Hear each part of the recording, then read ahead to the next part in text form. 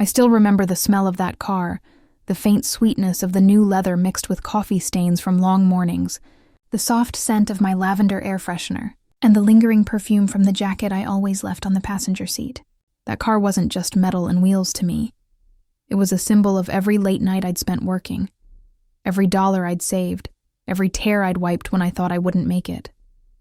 It represented freedom, independence, proof that I could build something on my own, even if no one believed in me. I'd bought it myself, after 2 years of juggling part-time jobs, tutoring kids online, and skipping outings with friends. While other girls my age were getting their first gifts from their parents, I was earning mine with sweat. My parents, though, never understood. "You don't need a car," Mom would say dismissively. "There's a perfectly good bus stop down the street." Dad would add, "Why waste money on something you can't maintain?" But I didn't care. The day I bought it, I felt like I finally had control over my own life. It was a silver sedan, not fancy, not new, but perfect in every way that mattered. I called it Luna. She took me everywhere. My first job interview, the beach when I needed to clear my head, and quiet roads at night where I could blast music and forget the world. For once, I wasn't the forgotten daughter or the afterthought to my sister's shining achievements. I was me, strong, capable, and free. That illusion shattered one ordinary afternoon. I came home from work, exhausted but proud because I'd just gotten a small promotion. I was already picturing how I'd use the extra money to pay off the remaining loan on my car. But when I turned into the driveway, something felt wrong. Empty. My heart skipped a beat. The spot where Luna usually waited was bare. I checked the street, thinking maybe Dad had parked her elsewhere, but she was nowhere to be seen. I rushed inside, panic rising in my chest. "Dad, where's my car?" I called out. He was sitting on the couch, eyes glued to his phone. Without looking up, he said, "We sold it." I froze. "What?" He looked at me with that same cold practicality he always had. "We sold it. You don't need it anymore. Your sister's tuition was due, and we couldn't let her miss enrollment." My heart sank so fast it hurt. "You sold my car? The one I paid for? With my money?" Mom appeared from the kitchen, wiping her hands on a towel like she'd just finished a chore. "We're family, sweetheart," she said softly, but her tone was firm. "Sometimes we have to make sacrifices for each other. Your sister's future is more important than a car." I couldn't believe it. They hadn't even called me. They hadn't asked. They had taken what was mine, something I worked for, and traded it away like it was theirs.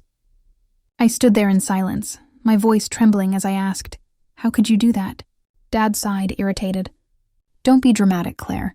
It's just a car. You'll thank us later when your sister graduates and helps the family." I wanted to scream, but no sound came out. I just stared at them, these two people who were supposed to love me, and realized I was nothing more than a convenience to them. Every time they'd said family comes first, it never included me. It meant my sacrifices came first. My needs came last. My dreams were optional. I walked to my room in a daze, numb and shaking. Every step felt heavier than the last. I sat on my bed, staring at the photos on my wall. Me with Luna, smiling in front of the car dealership, the key dangling proudly from my fingers. My throat burned, my vision blurred. They had sold my freedom. They had sold me. I thought about yelling, demanding justice, maybe even calling the police. But what would that do? They would twist it, make me the selfish one again. So I stayed quiet. I packed my suitcase slowly, methodically, like every folded shirt was a piece of my broken heart. A few clothes, my laptop, and the little notebook where I used to write dreams. Where I'd once written, "Buy my own car. Live my own life." I closed the zipper and sat there, staring out the window as the sun dipped low, painting the room in orange and gold. I thought about how many times I had forgiven them, how many times I had convinced myself that things would change. But now I knew. They never would. That night I couldn't sleep. I lay awake listening to the sound of their laughter drifting down the hallway, probably celebrating how they'd solved a financial problem. Each laugh was a dagger. I clutched my pillow and silently promised myself that I would never let them take anything from me again. They could sell my car, but they couldn't sell my spirit. When dawn broke, I stood by the window, watching the sky shift from gray to gold. The world was waking up, but I had already made my decision. I would leave. No note, no goodbyes, just silence. I wanted them to wake up to an empty room the way I had walked into an empty driveway. Maybe then they would feel what I felt. The hollow ache of loss, the sting of being left behind. I placed my suitcase by the door and looked back one last time. My posters, my empty bed, the quiet hum of the world outside. It all felt distant, like I was already gone. I whispered goodbye to Luna in my mind and smiled through the tears. They sold my car without asking, but they didn't realize that in doing so, they had sold their last chance to keep me close. I stepped outside as the morning breeze brushed against my face, and for the first time in years, I didn't feel trapped. I didn't have a car, but I had something better, a reason to start over. I closed the door behind me, the sound echoing softly in the still air, and walked toward the rising sun. My journey had just begun. The morning I left home was painted in gray.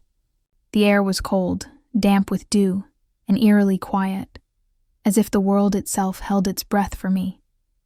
I didn't leave a note, didn't take a last look at the family portraits on the wall. I simply walked out the door with my suitcase and the clothes on my back. My heart pounded, but not from fear. It was freedom, raw and unfamiliar, pulsing through my veins. The street was still asleep, the sky dim with the first hint of sunrise. A taxi pulled up, its headlights slicing through the fog. "Where to?" the driver asked, his voice breaking the silence. I hesitated for a moment, then said, "The bus terminal." It felt like I was closing the last chapter of my old life. As we drove, I watched my neighborhood fade in the rearview mirror. The same houses I grew up in, the same cracked sidewalks where I once rode my bike, the same window where Mom used to wave goodbye when I went to school. But this time, no one waved. For years, I had tried to earn their love, to prove I was worth the same care they gave my sister. I helped with bills, stayed home when friends went out, and gave up dreams because family needed me. And what did I get in return? Betrayal, disguised as sacrifice. They didn't just sell my car, they sold my trust, my belief that family meant safety. The bus ride was long and quiet. I stared out the window, watching cities and fields blur together. My thoughts kept looping, anger, sadness, relief, then anger again.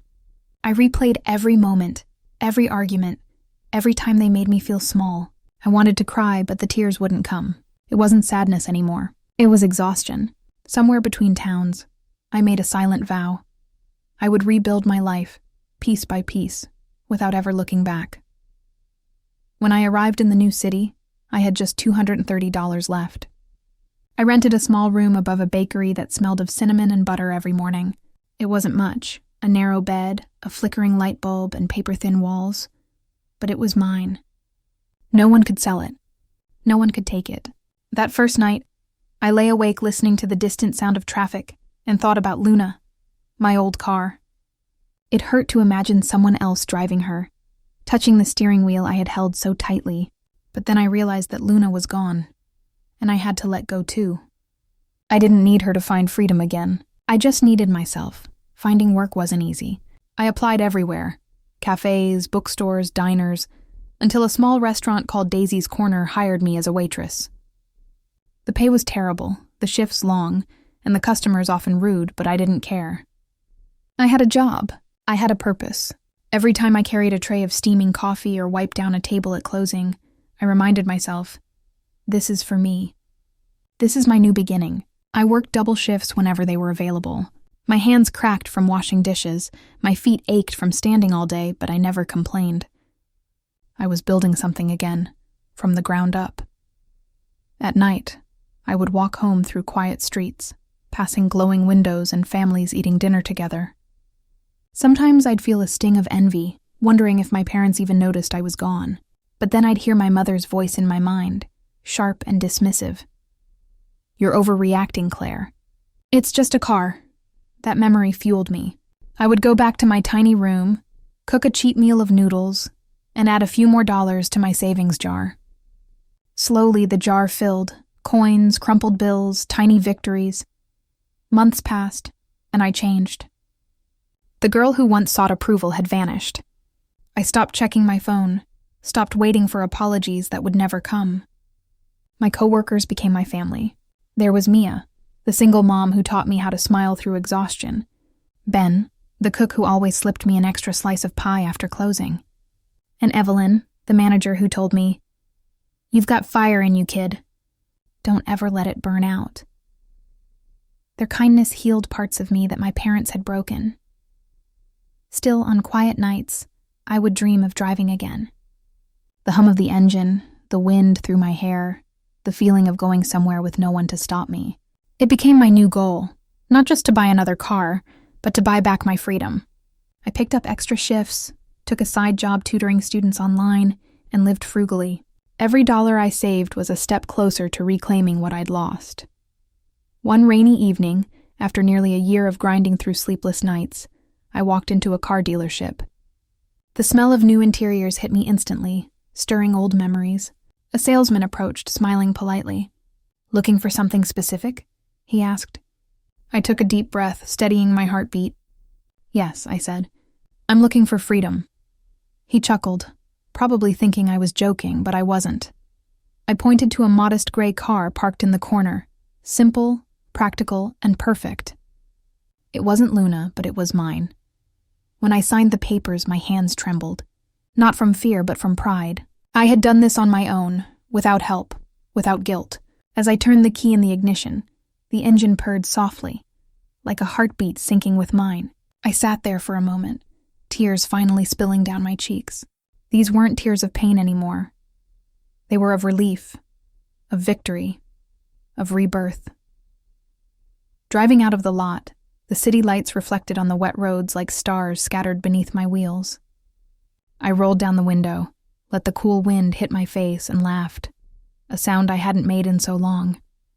I wasn't the same girl who once begged for love from people who didn't understand it. I was someone new, someone free. That night, as I parked in front of my tiny apartment, I whispered to the empty street, "You sold my car, but you couldn't sell my soul." I smiled to myself, knowing that somewhere, my parents probably still believed I was lost, but they couldn't see what I had found, the strength they'd tried to take from me. The road ahead was still uncertain, but for the first time, it was mine to choose, and that was worth more than anything they had ever given me. 2 years had passed since I walked away from that house, the place I once called home, but now remembered only as the scene of my breaking. In those years, I built a life from scratch, one small victory at a time. I had a steady job at a marketing firm, a cozy apartment with sunlit windows, and a car that I bought with my own money. A symbol of everything they tried to take from me but couldn't. I no longer flinched at the thought of my parents or the sound of my sister's name. Time had turned the sting into a scar, and the scar into a lesson. But even scars whisper sometimes, and mine began to whisper louder as the anniversary of the day I left approached. It wasn't nostalgia that drove me to return. It was closure. I needed to see them, not to forgive, but to confirm that I had truly outgrown the world that once crushed me. The drive back to my hometown felt surreal. The roads were the same, the trees just taller, the air thicker with familiarity. As I approached the old neighborhood, memories clawed their way to the surface. Dad teaching my sister to ride a bike while ignoring me. Mom praising her for grades I had helped her earn. Dinners where my silence filled the space between their laughter. The ache in my chest was dull now, almost peaceful. I wasn't returning as the broken daughter they once knew. I was coming back as someone who had rebuilt herself from the ruins they left behind. When I pulled up in front of the house, I almost didn't recognize it. The paint was peeling, the garden unkempt, and the once shiny mailbox hung crooked. The place looked tired, like the energy that once filled it had drained away. I parked my car, a sleek silver one that gleamed under the sun, exactly where Luna used to stand. For a long moment, I sat there, fingers gripping the steering wheel, staring at the house that had shaped both my pain and my strength. Then, with a steady breath, I stepped out. The sound of the door closing seemed to echo down the street. Mom opened the front door a few seconds later, her face pale with shock. "Claire?" she whispered, her voice trembling. Behind her, Dad appeared, older, his hair grayer, his posture slightly bent. "It's you," he said, as if seeing a ghost. "Yes," I said simply. "It's me." They both rushed to speak at once, a flurry of excuses, regrets, and questions tumoring over each other. "We tried to call. Your number didn't work. Your sister graduated. You missed so much. Why didn't you come home?" I held up my hand, calm and composed. "I didn't come here for explanations," I said. "I just came to see the place one last time." Mom's eyes filled with tears. "We didn't mean to hurt you, sweetheart. We thought we were doing the right thing. Your sister needed—" I cut her off gently. "You didn't sell a car. You sold my trust. You made me realize that in this house, my worth was conditional." Dad looked down, his jaw tightening, shame flickering across his face. "We made mistakes," he muttered. "We thought family meant sacrifice. We didn't realize what we were asking of you." I took a step closer, not with anger, but with quiet strength. "You didn't ask," I said. "That was the problem. You never asked." My voice didn't shake, not even once. It surprised even me. For so long, I had imagined this confrontation ending in tears or shouting, but standing there, I realized I didn't need either. I had already won. The power they once had over me was gone. They invited me inside, and out of courtesy, I accepted. The house smelled the same. Lavender cleaner and something faintly burnt from the kitchen. The furniture hadn't changed, but the energy had. There was tension in the air, the kind that comes from years of silence and guilt. My sister wasn't there, but her graduation photo hung proudly on the wall. I smiled faintly at it, not out of envy, but out of understanding. She had taken what wasn't hers, but I had gained something she never would. Freedom, born of pain. Mom made tea, her hands trembling as she set the cup before me. "You've done well for yourself," she said softly, her eyes scanning my clothes, my calm demeanor, the keys in my hand. "You look happy." "I am," I said truthfully. "It took me a long time, but I am." Dad cleared his throat. "Do you think you can ever forgive us?" I looked between them, feeling the weight of all the years I'd carried their choices on my back. "Forgiveness isn't something I owe you," I said quietly. "But I'm not angry anymore. You taught me something valuable. That sometimes, losing everything you thought mattered is the only way to find who you really are." For a moment, none of us spoke. The ticking clock on the wall filled the silence, marking each second like a heartbeat. Mom began to cry softly, her shoulders shaking. "We missed you, Claire," she said. "Every day." "I know," I replied, standing. "But you missed the chance to know me when it mattered." I walked toward the door, each step lighter than the last. Outside, my car gleamed in the afternoon sun, a perfect reflection of the woman I had become. As I reached for the handle, Dad's voice called out one last time, "Where will you go?" I turned to him, a small smile on my lips. "Wherever the road takes me," I said. "I'm not running anymore. I'm just living." The wind caught my hair as I stepped outside. I felt no hatred, no regret, only peace. The silence between us was heavy, but it was the kind of silence that spoke louder than words ever could. The silence they had earned. I slid into the driver's seat, the hum of the engine vibrating through my hands like a heartbeat of victory. As I pulled away from the house, I caught my reflection in the rearview mirror. Steady eyes, calm smile. No trace of the scared girl who once begged for love. The road stretched endlessly ahead, golden and open, the sky painted with the promise of tomorrow. They sold my car without asking, but in doing so, they gave me something far greater than they ever intended. The strength to drive away forever, and the courage to never look back.